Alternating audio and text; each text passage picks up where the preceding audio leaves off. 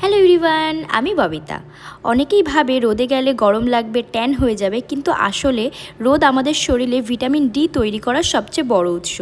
যখন আমরা সকালে 15 থেকে 20 মিনিট রোদে থাকি, তখন আমাদের স্কিনে একটা ছোট্ট প্রসেস শুরু হয়। স্কিনের রোদ থেকে ইউভিবি লাইট নিয়ে আমাদের শরীরের ভিটামিন ডি তৈরি করে।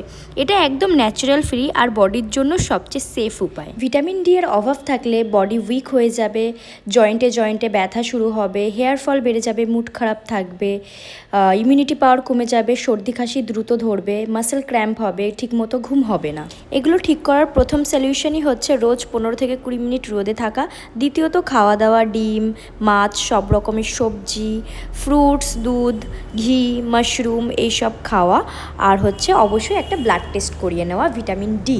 ভিডিওটা ভালো লাগলে লাইক করো, কমেন্ট করো, আর রোজ সকালে সান কিসেস নিতে একদমই ভুলো না। টাটা সবাইকে।